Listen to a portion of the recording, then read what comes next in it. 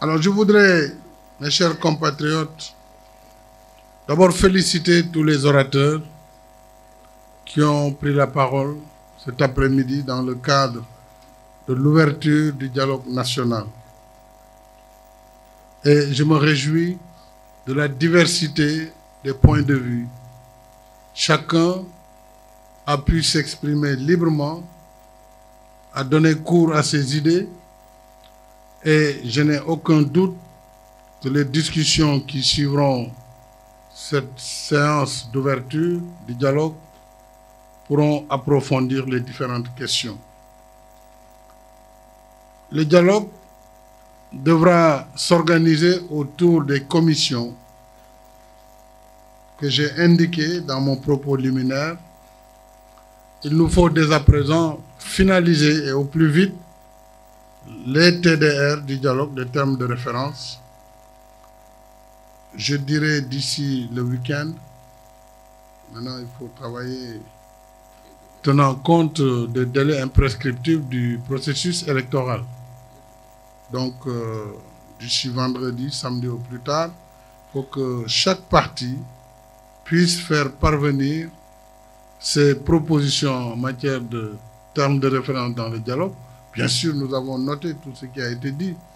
Et sous la conduite du président Moustapha Niasse, un secrétariat sera mis en place pour cela et enrichi par les différentes propositions des partis. Je rappelle que ces locaux qui pourront abriter certaines commissions, la plénière, ils disposent d'une salle de 120 places peut-être. Certaines discussions pourront se faire à l'immeuble Bourgie, pas loin d'ici, au deuxième étage. L'immeuble Bourgie face à la Société Générale, contigu à l'IPRES, donc c'est facile à localiser. Pour pouvoir également donner la constitution des commissions, je demanderai au ministre de l'Intérieur qui avait assuré le secrétariat du dialogue politique de faciliter le contact et la collecte de ces TDR qu'il faudrait transmettre au niveau de la présidence du dialogue. Nous pourrons recueillir en même temps la désignation des représentants des partis en dialogue. Et là où nous avions des commissions qui sont restées fonctionnelles, nous pourrons consolider. Donc ces présidents de commission, ça ne sert à rien de reprendre le travail. Ces rapporteurs, là où il faut corriger, remplacer, nous pourrons faire très rapidement ce travail afin que tout le monde se mette à la tâche.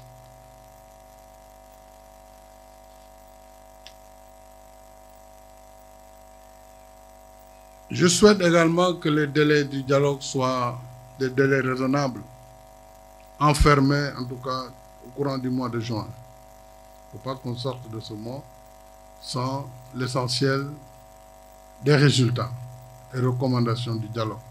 Parce que s'il y a des actes qui nécessiteront des lois ou du règlement, des décrets, il faut bien avoir le temps.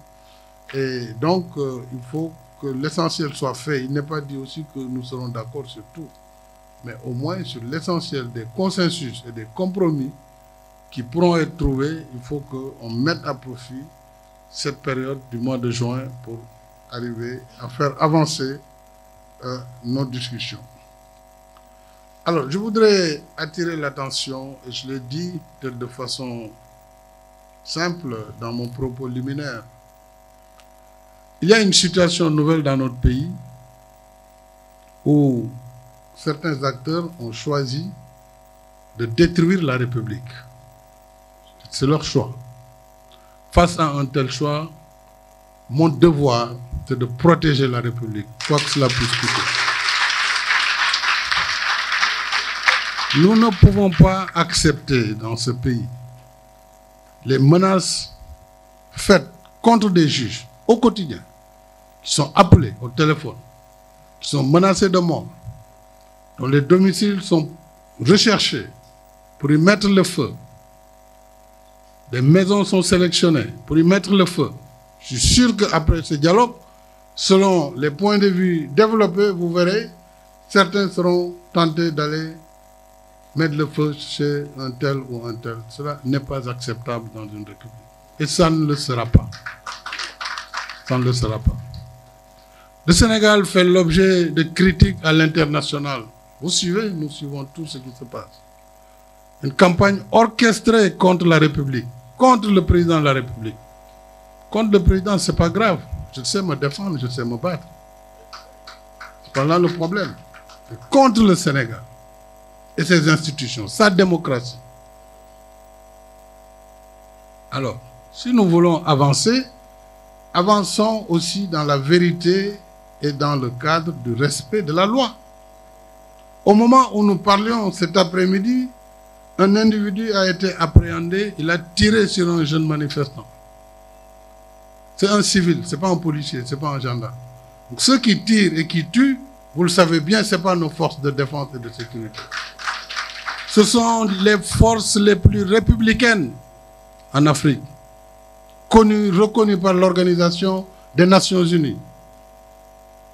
Quel est l'intérêt pour nos forces, pour la gendarmerie ou la police, de tirer sur des manifestants, sur des civils? Vous savez bien qu'ils n'ont aucun intérêt à le faire et ils ne le font pas. Et les enquêtes vont révéler ceux qui sont arrêtés avec des armes, qui présentent les mêmes calibres et qui tirent. Pour après qu'on dise, oui, il y a tant de morts, oui, le Sénégal, c'est le chaos, etc., etc. Pour penser qu'on peut, sur cette base, amener l'État à démissionner devant sa responsabilité régalienne d'assurer la sécurité des citoyens et de leurs biens. Kon dialogue ak démocratie ak jàmm mu ngi tàmbali si ñu faire respecter la loi. Parce que loi bi buñ ko respecté wul, ça veut dire ñu ngi jëm foo xam ne musiba la. Parce que bu fekkee buñ la defee nga fayu, mais loolu fi mu ñu yóbbu musiba la. Kon ñaan yàlla Sénégal yegg si foofu. C'est pourquoi d'ailleurs maa ngi ñaan képp ki nga xam ne da ngay réagir, il faut faire confiance à l'état de droit, à la justice et aux forces de défense, qui sont chargées, bien sûr, de protéger les citoyens. Mais si nous devons si fayeeku wante fi muy jëm baaxul. Maa ngi ñaan aussi ñi taal këru jàmbur yi nañu bàyyi, parce que loolu kenn mënu si mucc. Pas croire que vous pouvez détruire les biens d'autrui et vous êtes tranquille comme ça. C'est une illusion. Donc il faut que vraiment waxtaan bi ñu teg ko ci yoon. Li nga xam ne ñun ñëpp ñoo ko bokk muy réew mi ñu sàmm ko respecté ko li ñu mën a baalante suñu biir parce que ay doomu aadama lañ loolu amul jafe-jafe ku ne xam na ne man bu dul woon xëy na du ma jëlale wala du ma jéggale peut-être dina doon gën a metti fii dina doon gën a metti tous les jours amul luñ dul wax président de la République moom it dafa am ay àq il a des droits c'est un citoyen ku ñu tëj rek dafa am loo def na nga jàdd yoon donc dialogue bi maa ngi gërëm ñi nga xam ne gëm nañu les vertus du dialogue te duñu leen décevoir parce que man au-delà de dialogue au-delà de ay mandat nee naa leen poser leen mandat poser leen débat bi waaye li nga xam ne mënuma koo bàyyi mooy kuy jéem a faafaaga réew mi wala di ko jéem a yàq wala jàpp ne mën nañ fi installer kaw loolu moom lu mu jar dinañ ko ci def mandat boo leen bëggee da ngeen koy ñaan ma ne leen jël leen soo leen bëggee waaye si njëkk nag si njëkk de waaye par force doo nekk candidat ñu teg ko ci leen ci seen bëgg-bëgg mais au nom de quoi te ñi koy wax ñoo campagnoon ne référendum bi bu wii jàllee président dana def 2 mandats tout le monde le sait tout le monde sait lire le droit kon débat boobu du ma ci dugg parce que débat dialogue bi la man nangu naa ñu débattre ko dans le dialogue man ma gêne nullement comme nangu naa ñu débattre l'ouverture et l'inclusion parce que c'est pour le Sénégal, c'est pour l'avenir de ce pays. donc loolu bu ñu ko gëmee nañu dem ci dialogue bi dans cet esprit pour faire avancer encore notre démocratie.